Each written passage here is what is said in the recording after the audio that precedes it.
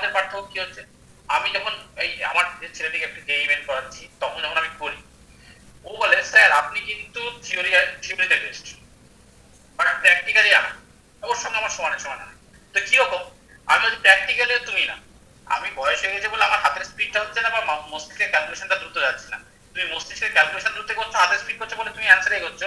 কিন্তু আমি এটা বলি যে আমি অঙ্কটা শেষ করব, আমি কমপ্লিটলি ঠিক করব, করে শেষ করব, তোমার ক্ষেত্রে উত্তরটা নাও মিলতে পারে কারণ তুমি ক্যালকুলেশন ভুল করছো। তো ম্যাথে ডেটা অ্যানালিসিস করেই সবকিছু। আজকে ইলেকশন হয়ে গেল ওয়েস্ট বেঙ্গলে, দুদিন পরে এত এক্সিট পোল, তার আগে প্রি পোল ছিল, এইগুলোর থেকে যখন পাবে তারপরে ফাইনাল পোলের সাথে যখন মেলাবে, বলছে অনেকে এক্সিট পোল মিলছে না বা অপিনিয়ন পোল মিলছে না, কিন্তু এক্সিট পোল অপিনিয়ন পোল কিভাবে তৈরি হয়, সেই স্যাম্পল সার্ভে থেকে তৈরি হয়। তাই ম্যাথ সব জায়গায় কাজে লাগে, কখনো আমরা প্রকাশ্যে কখনো খারাপ মানে অপ্রকাশিত হবে। ম্যাথ স্ক্যাম করে, এটা এইভাবেই স্ক্যাম করে, আমাদের জীবনে কোনো না কোনো ভাবে ইনভলভ হয়ে যাচ্ছে, এই আর কি। Geometry is nothing but A play of logical drawing.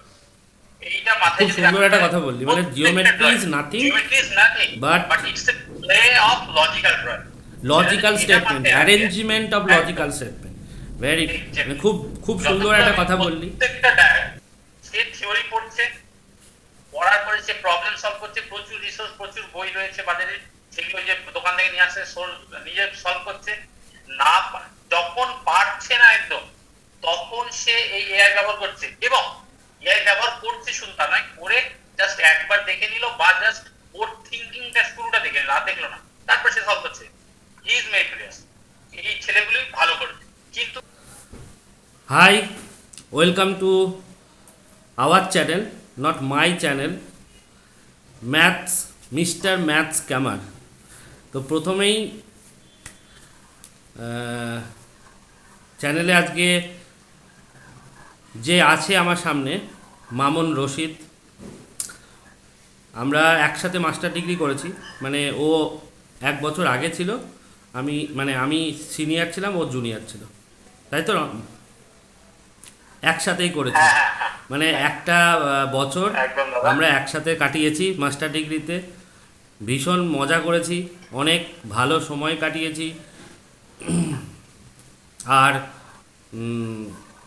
সেই সময়ের রেসপেক্টে যখন এখনকার বাস্তব কথাবার্তা, মানে বাস্তব সিনারিওগুলো ভাবি, তখন কোনোটাই মেলে না। পরিস্থিতি, সময়, পুরনো জিনিসের সঙ্গে মিলবে না। তো welcome to our channel. Thank you. চলো, তোমাদের চ্যানেল খুব ভালো লেগেছে, এখানে আজকে দেখেছো, ভালো লাগছে।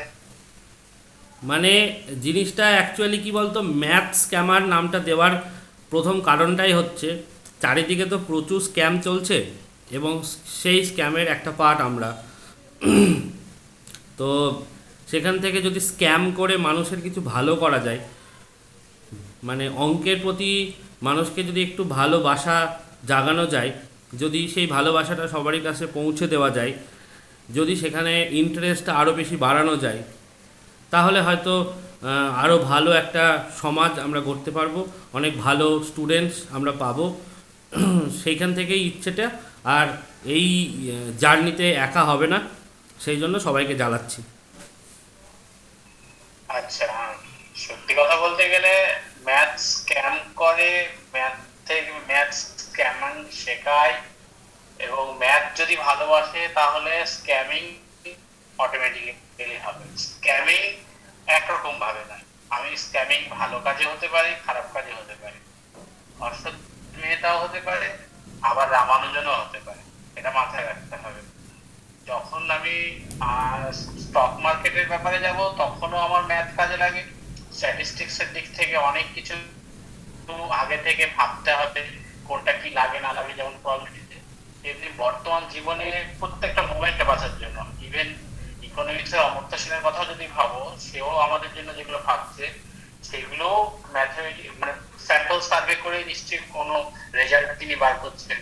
তুমি যদি মানে বাংলাদেশের ইউনুস সাহেবের কথা ভাবো, সেখানেও সে নোবেল প্রাইজ পেয়েছিলেন, তাদের জন্য সে ক্ষুদ্র গ্রামীণ ব্যাংক, সেখানেও সে কিন্তু ছোট ছোট স্যাম্পল সার্ভে করেছিলেন। তিনি হয় তার কথা মাথার ভেতরে হয়তো তুমি ম্যাথটা পাবে না, কিন্তু ডিপলি সার্চ করলে সেটি আমাদের স্যাম্পল সার্ভে আসবে। ম্যাথে ডেটা অ্যানালিসিস করেই সবকিছু। আজকে ইলেকশন হয়ে গেল ওয়েস্ট বেঙ্গলে, দুদিন পরে এত এক্সিট পোল, তার আগে প্রি পোল ছিল, এইগুলোর থেকে যখন পাবে তারপরে ফাইনাল পোলের সাথে যখন মেলাবে, বলছে অনেকে এক্সিট পোল মিলছে না বা অপিনিয়ন পোল মিলছে না, কিন্তু এক্সিট পোল অপিনিয়ন পোল কিভাবে তৈরি হয়? সেই স্যাম্পল সার্ভে থেকে তৈরি হয়। তাই ম্যাথ সব জায়গায় কাজে লাগে, কখনো আমরা প্রকাশ্যে, কখনো খারাপ মানে অপ্রকাশিত হবে। ম্যাথ স্ক্যাম করে, এটাই এইভাবেই স্ক্যাম করে, আমাদের জীবনে কোনো না কোনো ভাবে ইনভলভ হয়ে যাচ্ছে, এই আর কি। তাহলে ম্যাথ আমাদের জীবনের ওতপ্রোতভাবে জড়িত। ম্যাথকে বাদ দিয়ে আমরা খুব বেশি দূর এগোতে পারবো না। একদমই না, এগোনো যাবে না। তো যখন ম্যাথকে ছাড়া এগোনো যাবে না, তাহলে তোর কাছে আমি একটা জিনিস যেটা জানতে চাইবো, সেটা হচ্ছে আজকে যখন আমরা সবাই টিচিং প্রফেশনে রয়েছি, তাহলে সেই প্রফেশনে যখন দেখি তখন কোথাও না কোথাও একটা লেস ইন্টারেস্ট, এই ব্যাপারটার সঙ্গে আমরা একটু সম্মুখীন হচ্ছি। অন্তত আমার ব্যক্তিগত মত যে ইন্টারেস্টটা হয়তো জাস্ট মানে ইন্টারেস্টটা কমছে, নাম্বার পাওয়ার দিকে বেশি ঝুঁকছে। নাম্বার পেতে হবে, আমাকে 100-তে 100 পেতে হবে, হ্যাঁ, ভালো রেজাল্ট করতে হবে, কিন্তু সেই সাবজেক্ট নলেজ, যে সেই জিনিসটাকে আমরা বেশি করে জানা, এই যে ইন্টারেস্টটা, সেটা সামহাও হয়তো কমছে। তো সেই বিষয়ে তোর কি মত? মানে আদৌ কি কমছে না কমছে না? যদি কমে থাকে তাহলে কিভাবে বাড়ানো যাবে? না দেখো, আমি টিচিং প্রফেশনে এসেছি, স্কুলের বাচ্চাদের 5 to 12 পড়াচ্ছি। তো সেক্ষেত্রে যেটা বলছো সত্যি সত্যি এখন কিছুটা কমছে কি বাড়ছে, এই প্রশ্নটা মারাত্মক ভাবে প্রভাব ফেলবে। কিরকম? এটা নির্ভর করছে, আমার যতটা বাস্তব দেখা, শহর কেন্দ্রিক এবং গ্রাম কেন্দ্রিকতার উপর অনেকটা নির্ভর করছে। আমি গ্রামের একটা স্কুলে যখন শিক্ষকতা করছি, তখন যে ছেলেগুলোর সাথে মিশছি 5 to 12, সেই ছেলেগুলো একই সঙ্গে তার ফ্যামিলি বা গ্রামের পরিবেশের সঙ্গে যখন যেমন লড়াই করছে, তেমনি ম্যাথ শিখছে। এবারে সেখানে হচ্ছে কি, পর্যাপ্ত পরিমাণ রিসোর্সের অভাব হয়ে যাচ্ছে অনেক সময়। কিছু বাচ্চার হয়তো অঙ্কটাকে খুব ভালোবেসে এগিয়ে আসছে, কিছু বাচ্চা ঠিক এগোতে পারছে না। এবারে তারা যখন এগোতে পারছে না, তুমি তাকে একটা আলাদা এফোর্ট দিয়ে যখন এগোতে যাবে, তখন আবার বাধা সেজে দাঁড়াচ্ছে তোমার যে দৈনন্দিন রুটিনটা, স্কুলের যে দৈনন্দিন রুটিনটা। আমরা বলি যে ম্যাথকে আমরা সামনে আরো এগিয়ে নিয়ে যাব, তার জন্য কিন্তু রুটিনে নির্দিষ্ট কয়েকটা ক্লাস বরাদ্দ থাকবে। এবারে সেই নির্দিষ্ট কয়েকটা ক্লাসকে যখন তুমি করতে যাবে, তখন দেখবে একটা পিছন দিকের ছেলেরা তারা কিন্তু সেই অঙ্কটা এগিয়ে নিতে পারে না। তাদের অঙ্কটা এগিয়ে নিতে গেলে তোমাকে আলাদা করে টিউটোরিয়াল ক্লাস করতে হবে, যেটা সবসময় সম্ভব হয়ে ওঠে না। কিন্তু একই সঙ্গে শহর কেন্দ্রিক স্কুলগুলোতে অনেক রিসোর্সের ব্যবস্থা সুবিধা পায়। তারা যেমন একই সঙ্গে স্কুলের সাথে সাথে অনেকটা টিউশনের থেকেও অনেক সুবিধাটা পায়। আর তারপরেও তাদের মধ্যে আবার আর একটা প্রবণতা রয়েছে, যে কি করে এই যে বললে যে ইঁদুর দৌড়ে সামনে এলো, মানে কি করে বেশি মার্কস নেব, এই জায়গাটা তাদের মধ্যে আবার বেশি রয়েছে। এবং এর ফলে দেখা যায় কি, আমি একটা শহরে থাকার সুবাদে বলছি, এখানে বইয়ের দোকানগুলোতে খুব ভিড় হয়। সেখানে প্রচুর প্র্যাকটিস বুক ম্যাথের, প্রচুর প্র্যাকটিস বুক ম্যাথের, যেটা কিনা আগে খুব একটা দেখতাম না। সেই প্র্যাকটিস ম্যাথ বুকগুলো এখন আজকে বাজারে খুব বেরোচ্ছে, বিভিন্ন রাইটার, ইভেন বিভিন্ন পাবলিশার্সের। তো এত পরিমাণে বেরোচ্ছে, তারা সেইগুলো প্র্যাকটিস করার জন্য নিচ্ছে। কিন্তু হয়তো তাদের কিছুটা নলেজ, মানে দেখো তুমি প্র্যাকটিস করতে চাইছো বেশি, বাট তোমার থিওরিটিক্যাল নলেজের মধ্যে ঢুকতে পারছে না। তখন হয়ে যাচ্ছে কি, তখন সেই ছেলেগুলো রিসোর্স পাচ্ছে, কিন্তু সেটাকে এফেক্ট করতে পারছে না। ফলে কিছু অংশে মানে আমার মানে ম্যাথ তারা শিখছে, ম্যাথের রেজাল্ট ভালো হচ্ছে বা শিখছে, বাট আমার এক্সপেকটেশনে আমি পৌঁছাতে পারছি না, এরকমটা ঘটে যাচ্ছে। তার মানে এখান থেকে তোর কথা থেকে যেটা আমি একটা জিনিস বুঝতে পারলাম, যে প্র্যাকটিস সেট এই বিষয়ে একটা ইন্টারেস্ট জন্মাচ্ছে। কিন্তু আহ, যদি আমরা একটা পার্টিকুলার টপিক ধরি, ধর সাপোজ ধর জিওমেট্রি, তাহলে জিওমেট্রি তো একটা হঠাৎ করে তো একটা জিওমেট্রি শুরু হয়ে যায়নি। তাহলে সেই জিওমেট্রিটা কোথাও থেকে একটা শুরু হয়েছে, বা কেউ সেই সাবজেক্টটার বা সেই টপিকটার উপরে নিশ্চয়ই মানে কিভাবে শুরু হলো সেই জায়গাটা একটা জায়গা, যেটা আমাদের মনে হয় যে আমার ব্যক্তিগতভাবে মনে হয় যে যেরকম যেরকম হিস্ট্রি সাবজেক্টে পরপর পরপর স্টেপ ওয়াইজ যে জিনিসগুলো এসেছে সেই জিনিসগুলো আমরা জানছি, কিন্তু ম্যাথসের ক্ষেত্রেও তো তার তো একটা হিস্ট্রি রয়েছে, প্রত্যেকটা সাবজেক্টের যেরকম হিস্ট্রি রয়েছে, যে সাবজেক্টের হিস্ট্রি এবং কোনো টপিকসের হিস্ট্রি, এবং সেইগুলো যে যত আমরা ডিটেলসে জানবো টপিক ওয়াইজ, তাহলে নিশ্চয়ই আরও একটা কনসেপ্ট বিল্ড আপ হবে। তাহলে সেই বিষয়ে তোর কি মত, যে আমি শুধু তোর কাছে জানতে চাইবো যে যদি আমরা একটা টপিক জিওমেট্রি ধরি, তাহলে সেই জিওমেট্রিতে মানে কিভাবে শুরু করলে সেই জায়গাটা আমরা বেশি ইন্টারেস্ট জন্মাবে এবং মানে কনসেপ্ট বিল্ড আপ হবে, তার সাথে যেটা আমরা শুনলাম তোর কাছে যে কোশ্চেন পেপার সলভ বা প্র্যাকটিস সেট, সেই জিনিসগুলো আরও বেশি সাহায্য করবে। আচ্ছা, যেটা বলি যে ম্যাথমেটিক্সের জিওমেট্রি একটা ইম্পর্টেন্ট পার্ট।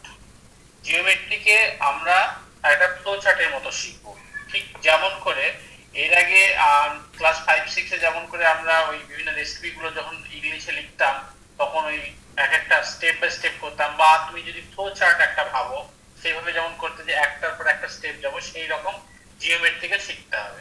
কিরকম, ধরো ক্লাস 4 বা 5-এর বাচ্চাকে যখন শিখবো তখন তাকে প্রথমে বাস্তব উদাহরণে আসবে, অন্য কোথাও যাবো না, প্রথমে বাস্তব উদাহরণ।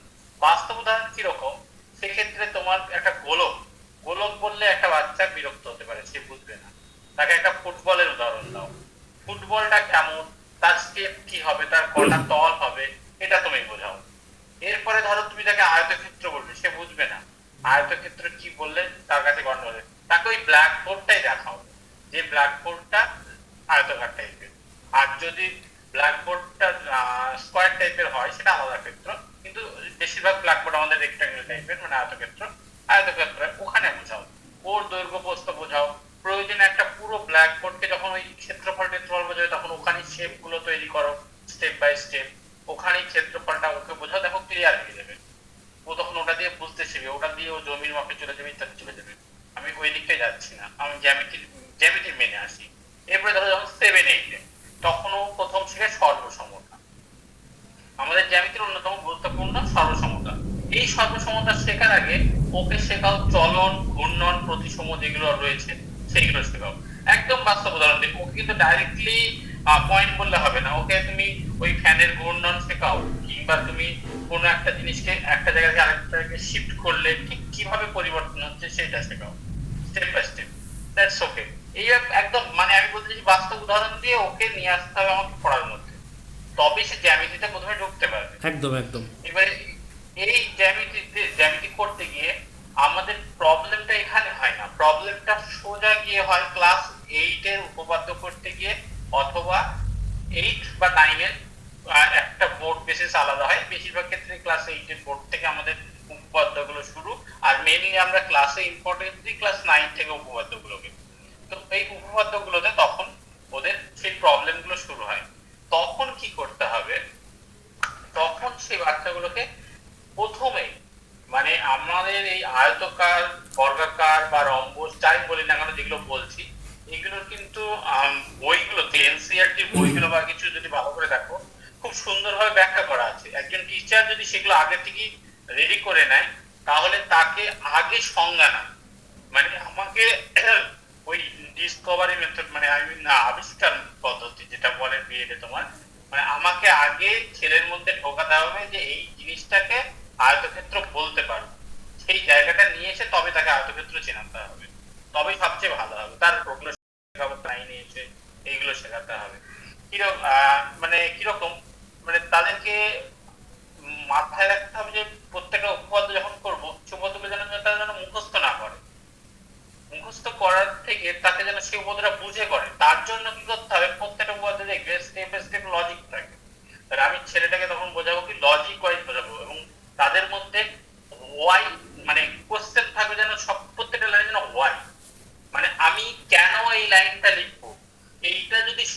করতে পারে, উপপাদ্য লেখা তার কাছে কঠিন নয়, এটা মাথায় রাখতে হবে।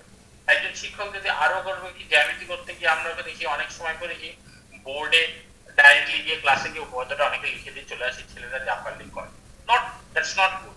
তুমি করবে কি মানে সরি মানে হলো তোমাকে বলছি, হ্যাঁ হ্যাঁ, মানে এটা বলার ক্ষেত্রে আমি যেটা করি ক্লাসে, ফার্স্ট তোমার স্টেটমেন্টটাকে অন্তত, ধরো একটা উপপাদ্য পড়াবো, একটা স্টেটমেন্টটাকে অন্তত 5 বার বা 4 বার ওর সামনে বলবো, রিপিটেডলি বললাম। রিপিটেডলি বলার ফলে স্টেটমেন্টটা যখন বলবে ওর সঙ্গে সঙ্গে তুমি কিন্তু ওই উপপাদ্যে কি করতে, কি দেওয়া আছে আর কি করতে হবে, এটা কিন্তু ছেলেটার মাথায় বারবার রিপিটেডলি ঢুকে যাবে। গেল।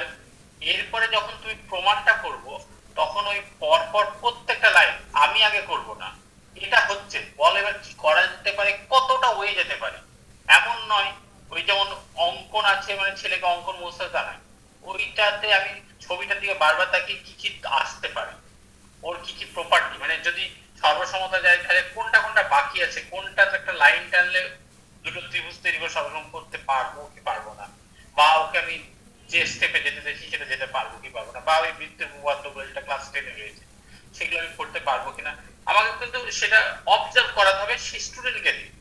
আমি হেল্প করব, আমি আছি তোদের সঙ্গে, তোরা আগে বলার চেষ্টা কর, তারপরে দেখবো, এই হলো। এরপরে তখন মানে তাদের মধ্যে একটা তৈরি হবে, বিভিন্ন কোশ্চেন তৈরি হবে।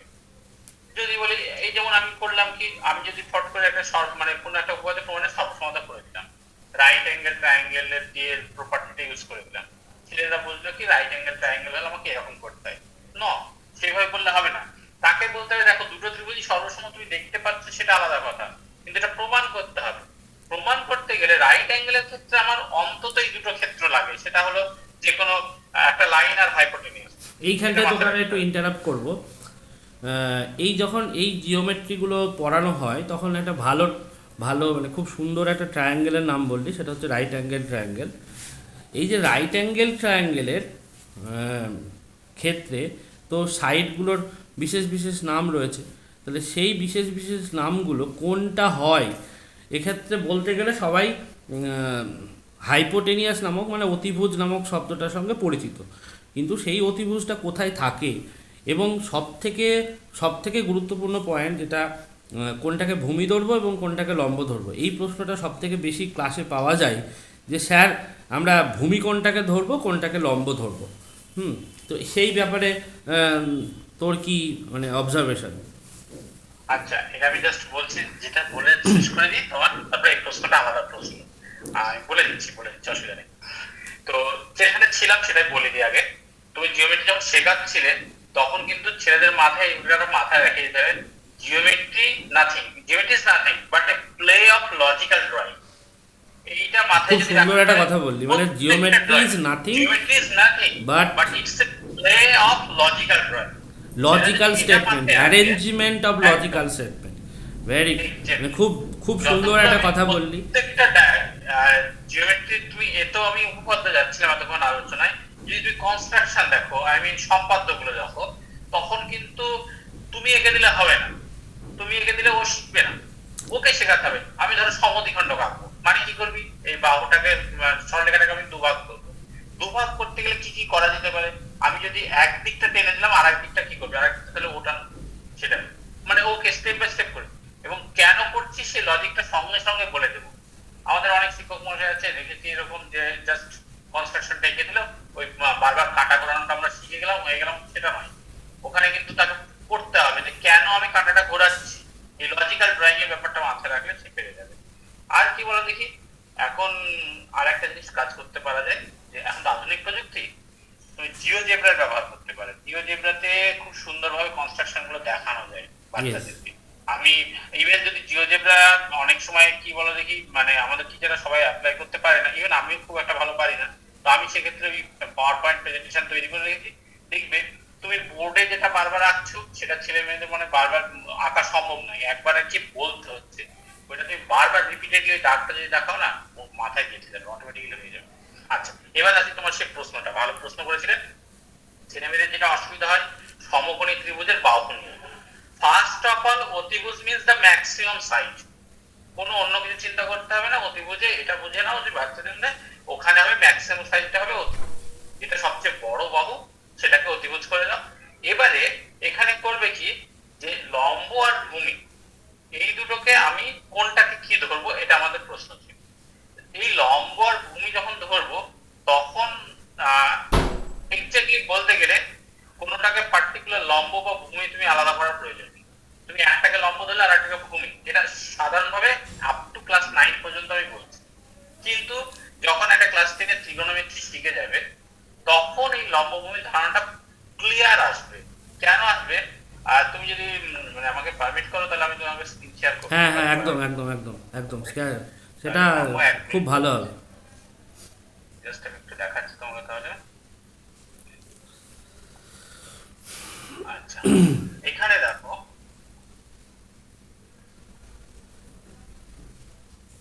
আমি একটা যখন আমি এই ট্রায়াঙ্গেল আলোচনা করছি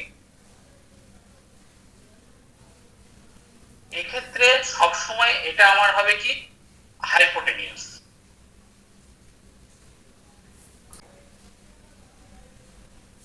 হাইপোটেনিয়াস।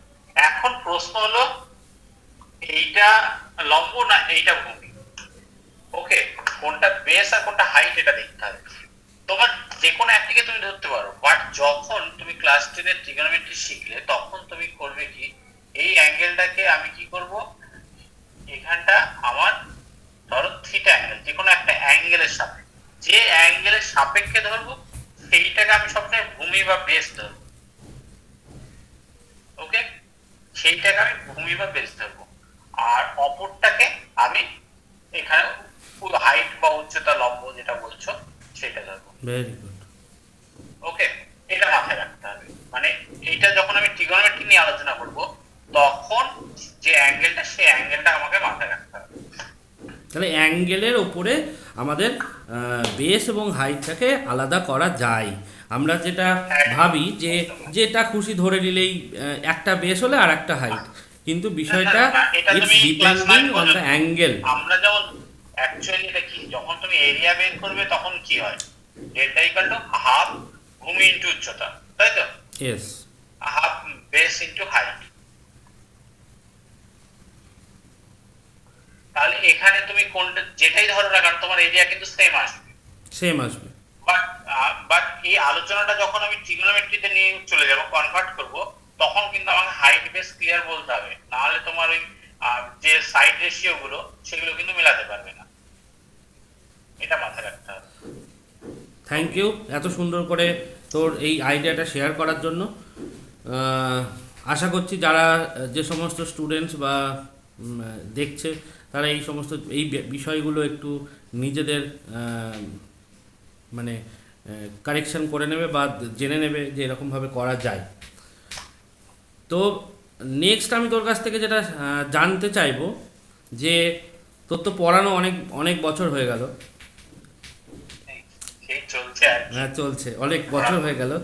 তাহলে এই যে ধর যবে থেকে শুরু করেছিলি, মানে তখন সদ্য যে যখন প্রফেশনে ঢুকলি, মানে একটা স্বপ্ন, একটা ড্রিম, হ্যাঁ আমরা গ্র্যাজুয়েশন পাস করেছি, মানে গ্র্যাজুয়েশন মোটামুটি যখন তুই ভর্তি হয়েছি আমরা তখন থেকে মোটামুটি ধরে নিয়েছি যে আমরা টিচার হব।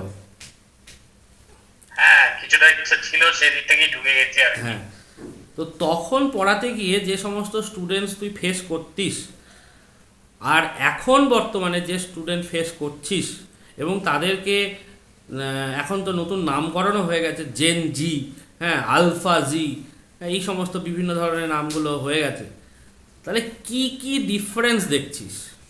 দেখো, জেন জি আলফা জি বা যাই বলো আমাদের জেনারেশন, এর মধ্যে ডিফারেন্স, কোর ডিফারেন্স কিন্তু কিছু থাকবে না। কোর ডিফারেন্স কিছু থাকবে না, যা ডিফারেন্স থাকবে বাইরে থাকবে।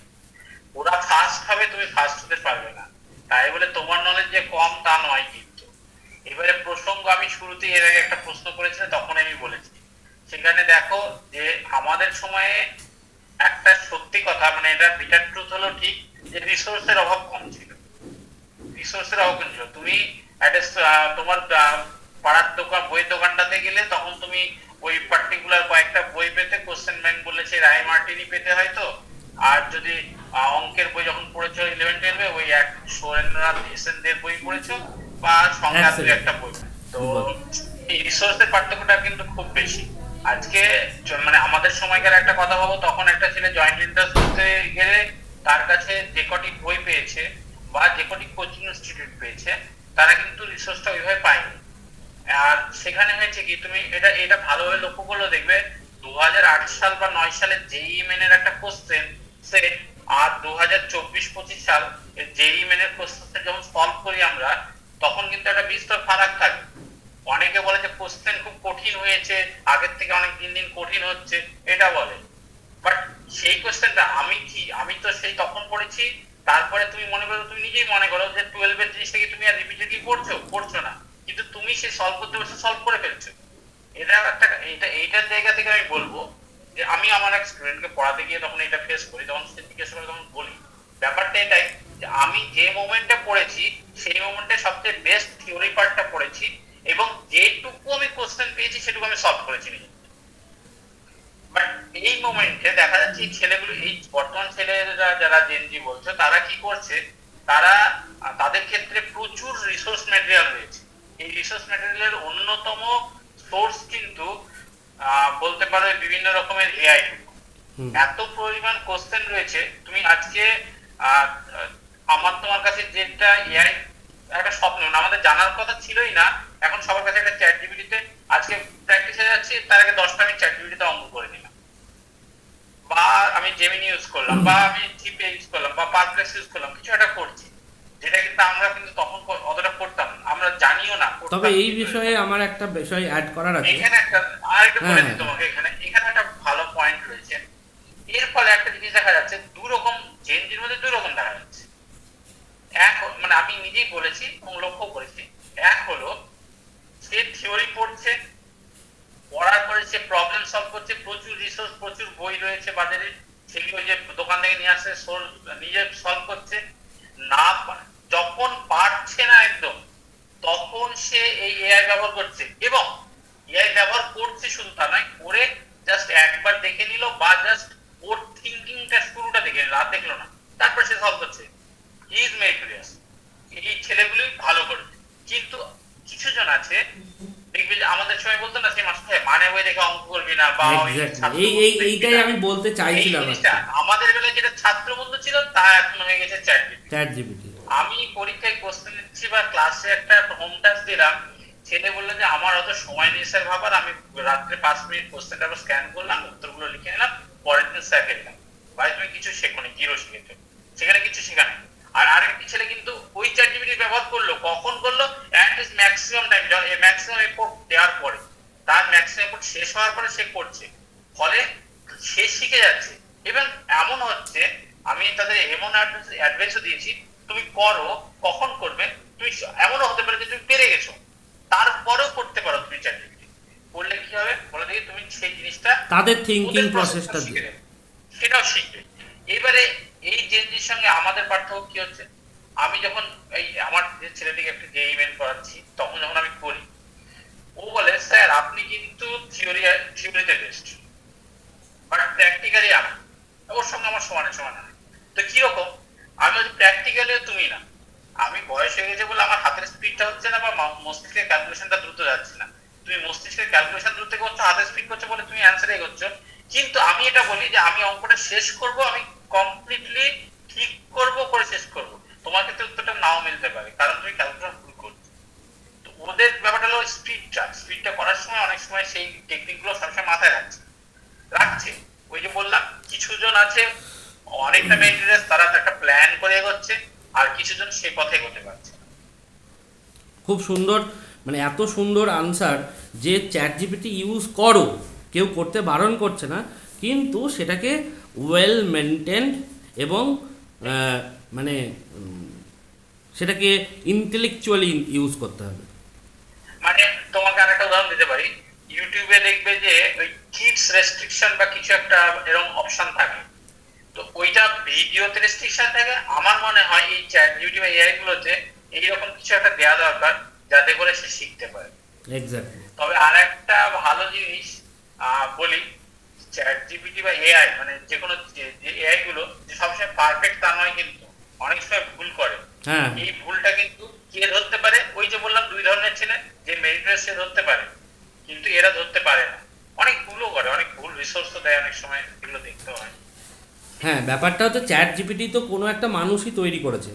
সে যে ডেটাগুলো দিয়ে রেখেছে, মানে মানে একটা মানুষ তো নয়, হাজার হাজার হাজার লাখ লাখ কোটি কোটি মানুষ হাজার যে হাজার ইনফরমেশনগুলো দিয়ে রেখেছে, সেই ইনফরমেশনগুলো সে তাড়াতাড়ি খুব কম সময়ের মধ্যে অ্যারেঞ্জ করে দিয়ে দিচ্ছে, কম্প্যাক্ট করছে। কম্প্যাক্ট করে। একদম। তো খুব সুন্দর। এবার তোর কাছ থেকে আমি লাস্ট একটা প্রশ্ন জানতে চাইবো, সেটা হচ্ছে অঙ্ক কি মুখস্থ করতে হয়? এটা খুব কঠিন কোশ্চেন। অঙ্ক মুখস্থ করতে হয় কিনা? অঙ্ক কিন্তু মুখস্থের বিষয় আমি না। আমি একটা উদাহরণ দেব। আমি মানে আমি নাম নেব না, কোন ইউনিভার্সিটি সেটা নেব না। আমার খুব পার্সোনাল একটা এক্সপিরিয়েন্স। একজন মানুষ, মানে ঠিক যখন মাস্টার ডিগ্রি করি আমি, তখন তার সাথে আমার পরিচয় হয়। তো আমাদের মাস্টার ডিগ্রিতে রিজিড ডিনামিক্স বলে একটা সাবজেক্ট ছিল, মনে আছে হয়তো। তো রিজিড একদম। ডিনামিক্সে অঙ্কগুলো একটু বড় বড় হতো, এবার একটু মানে কনসেপচুয়াল, একটু হার্ড, একটু সব রকমই ব্যাপারটা থাকতো। তো সেই মানুষটিকে আমি যখন জিজ্ঞাসা করি বা এ ধরনের কথাবার্তা হয়, সে 120খানা অঙ্ক মুখস্থ করে পরীক্ষা দিতে গেছিলো। দেখো, একটা কথা বলি, প্রথমে একটা প্রশ্ন করেছিলে আমাদের মার্কস পেতে হবে কি পেতে হয় না, মানে বেশি পাওয়া বলতে। তো এখানে একটা ব্যাপার হলো, আমি এমএসসি লেভেলের পড়ানো টিচারের বা স্টুডেন্টদের সঙ্গে কম্পেয়ার করতে পারছি না, কারণ আমি এখনো স্কুলে পড়াচ্ছি। না না, আমি জাস্ট তো একটা এক্সাম্পল দিলাম। হ্যাঁ, ঠিক আছে ঠিক আছে, আমি আমি বলি।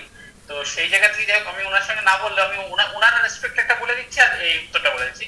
ওনার পার্সপেক্টিভ, ওনার যেটা ইচ্ছে ছিল, ওনার ইচ্ছে ছিল আমি নাম্বারটা ম্যাক্সিমাম করবো, নাম্বারটা ম্যাক্সিমাম করবো। আমি বুঝবো হয়তো উনি খুব ভালো বোঝেন, এটা হতে পারে, কিন্তু অ্যাট এ মোমেন্ট ওনাকে ওই সময়ের মধ্যে অঙ্কটা কমপ্লিট করতে হবে। এবং এমএসসি তে তোমার ডিনামিক্সে যথেষ্ট বড় বড় এবং অনেক ক্যালকুলেটিভ প্রবলেম থাকে।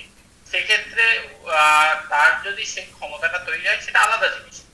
বাট আমি সাজেস্ট করব, সে যদি সেই মুখস্থ না করে, সে যদি বুঝে বুঝে এগিয়ে যায়, প্রতিটা স্টেপ বুঝে যদি এগোয়, তাহলে সে, আমি ওই 120-র বাইরে 121 নম্বর যে প্রবলেমটা দেবো, সেটা কিন্তু সে ওই একই রকম অ্যাভারেজ টাইমে সলভ করতে পারবে। আর যদি সে বুঝে না করে, সে ওই 121 নম্বরটি প্রবলেম সলভ করতে যা সময় লাগবে, আগের 120টা মুখস্থ লিখতে তার একই সময় লাগবে। এটা মাথায় রাখতে হবে। তাহলে সেই জায়গা থেকে একটা, যখন আমি ক্লাসের বাচ্চাদের, আমি বড়দের মধ্যে যাচ্ছি না, আমি আমার স্টুডেন্টের মধ্যে আছি। আমার স্টুডেন্টের ক্ষেত্রে আমি একটা কথা সবসময় বলি যে, দেখো ভাই, অঙ্ক মুখস্থের বিষয় না, কিন্তু কিছু কিছু জিনিস তোমাকে মুখস্থ রাখতে হবে। মাইনিং মুখস্থ নয়, সেটা মাথায় বোধগম্য রাখতে হবে। আমি যদি বলি a+b² ওটা তোমাকে কিন্তু মনে রাখতে হবে, নাহলে তুমি পরের স্টেপে তুমি এটা লিখতে পারবে না।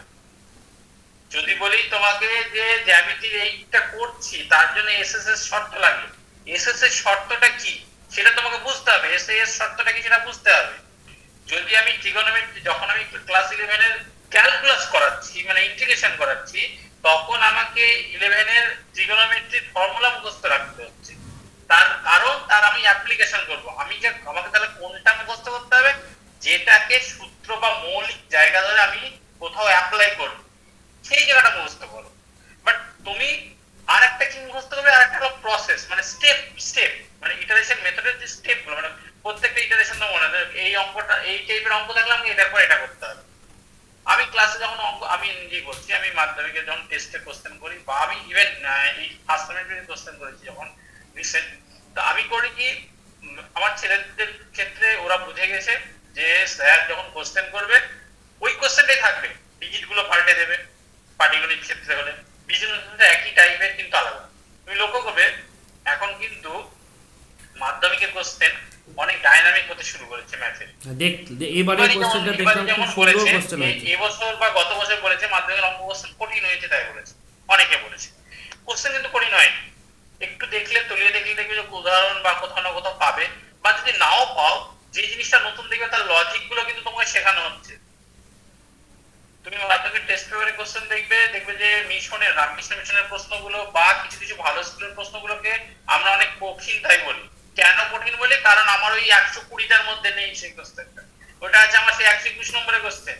এবারে যে ছেলেটা ওই প্রসেস শিখেছে তার কাছে কিন্তু ওটা ওই প্রত্যেকটা অঙ্কের মতোই হবে, আর যে শেখেনি তার কাছে 120টা অঙ্ক করতে যার সময় লাগবে তাই লেগে যেতেও পারে বা নাও লাগবে, মানে নাও পারতে পারে। তাই মুখস্থ করে তার মানে ব্যাপারটা এটা দাঁড়াচ্ছে যে রাস্তাটা আমাকে জানতে হবে, কিন্তু সেই রাস্তা দিয়ে Obvious. কেমন করে হাঁটবো সেটা আমাকে না, সেটা তোমার পরিস্থিতি পরিস্থিতির depend করে, উপরে। জ্যাম হতে পারে, নাও হতে পারে, ফাঁকা রাস্তাও পেতে পারে, সেটা আলাদা কথা। হ্যাঁ, কিন্তু মানে আমাদের আমাকে রাস্তাটা চিনে ধর রাখতে হবে। আমি যদি বহরমপুর থেকে কলকাতা আসতে চাই, তাহলে আমার কোন কোন রাস্তা দিয়ে যেতে হবে সেই রাস্তাটা আমাকে জানতে হবে, এতটুকুই জানতে আমাকে হবে। জানতে হবে। এবার বিষয়টা ধরো তোমার মুখস্থ হলো কি, করা তুমি নয়।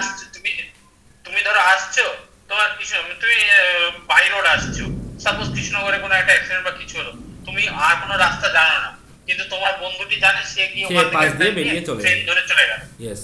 তাহলে এই জায়গাটা তুমি তো জানো না যে অঙ্কটার পরের স্টেপ কি হবে, কিন্তু তুমি যদি বুঝে থাকো যে বিভিন্ন প্রসেস রয়েছে, তাহলে এগোতে পারবে। তাই মুখস্থ করাটা বড় কথা না, কিন্তু মুখস্থ করো কোনটা, পথগুলো পথগুলো মৌলিক যে কনসেপ্ট গুলো রয়েছে, তারপরে যে ফর্মুলা গুলো লাগবে সেগুলো রেডি করো। তো আজকে অনেক বিষয় নিয়ে আলোচনা হলো তোর সাথে, খুব ভালো লাগলো। আশা করছি যারা ভিডিওটি দেখবে অনেক ইনফরমেশান পাবে, এবং সবথেকে বড় কথা হচ্ছে যে আজকে যে মানুষটার সাথে কথা বলছি সে অনেক বছর ধরে পড়াচ্ছে এবং অনেক স্টুডেন্টদের সাথে তার ইন্টারাকশান হয়েছে, তার যে এক্সপিরিয়েন্স, সেই এক্সপিরিয়েন্সগুলো আজকে আমরা পেলাম। এই এক্সপিরিয়েন্সগুলো আশা করছি নিউ জেনারেশনের স্টুডেন্টদের মধ্যে যাবে এবং তারা সেরকমভাবে নিজেদেরকে প্রিপেয়ার করবে। তো থ্যাংক ইউ মামুন, খুব ভালো লাগলো তোর সাথে কথা বলে। খুব তাড়াতাড়ি আবার তোকে জ্বালাবো, এবং তোর কাছে আমি জানি যে তোর খুব স্ট্রং পয়েন্ট একটা জিওমেট্রি, এবং পরবর্তী জিওমেট্রির পরের যে স্টেপগুলো, যেগুলো জিওমেট্রির সঙ্গে অ্যালজেব্রার রিলেশান, জিওমেট্রির সঙ্গে ট্রিগোনোমেট্রির রিলেশান, এই জায়গাগুলো তোর খুব পছন্দের জায়গা। কারণ আমি অনেক দিন ধরে মানে তোর সঙ্গে পরিচয় এবং তোর ফেসবুক প্রোফাইল আমি দেখি, তো এই জায়গাগুলো তোর খুব পছন্দের, এবং সেই তোর জায়গা থেকে এই জিনিসগুলো আমরা আস্তে আস্তে তোর কাছ থেকে জানতে চাইবো এবং তোকে জ্বালাবো। আর এটা জ্বালানোর কিছু নেই, দেখো যে কোনো জিনিস জানলে সবার সাথে আলোচনা করলে আরো বেশি পারে। তোমার সাথে আলোচনা করে আমি অনেক সমৃদ্ধ হবো, আমার সঙ্গে আলোচনা করে তুমি সমৃদ্ধ হবে, এই বিনিময় তো আমরা আরো বেশি এগিয়ে যাবো না। একদম। তো আজকে তাহলে এই পর্যন্তই থাকলো, পরে আবার একদিন আবার দেখা হবে খুব তাড়াতাড়ি।